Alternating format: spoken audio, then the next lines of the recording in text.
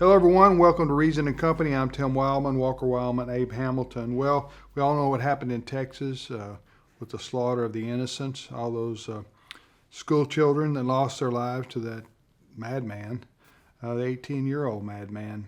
What's going on in our society? We seem to be getting more violent.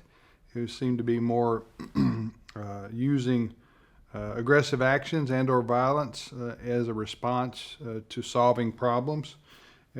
Walker, what's going on here with our culture? It just seems like there's got to be a reason why things seem to be spiraling out of control. Yeah, well, one of the main obviously root causes when you look at all the statistics on crime is the breakdown of the nuclear family, the breakdown of God's design for family, mom and dad at home, raising, bearing, and disciplining children. That goes to the root of all of our societal ills. It all links back to the family.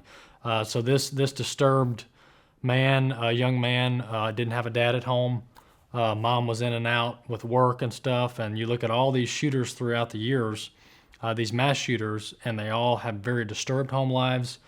They binge play video games, many of them violent video games, very isolated. They don't socialize with others. Loners. Yeah. Yeah. It's a very, very dark place to be. So, but it all goes back down to the health and the well-being of the family.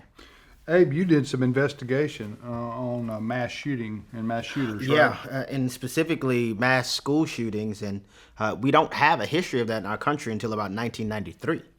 So it's actually a relatively recent phenomenon, and so you have to ask yourself, what's happened? Well, when you have generations of American children who have been taught that there's no sanctity to human life, that we're not the factor and designed in God's image, but we're the product of primordial ooze over millions of years, no different than animals, then you have people invariably acting like animals. And with all of the prognostication and calls for policy change, Jesus cut right to the quick in Matthew chapter 15 and confronted the fact that murders actually revolve in the sin-sick human heart. Much of the policy conversation will avoid that fundamental reality. The ratio of guns to citizens in America has not changed largely since our inception.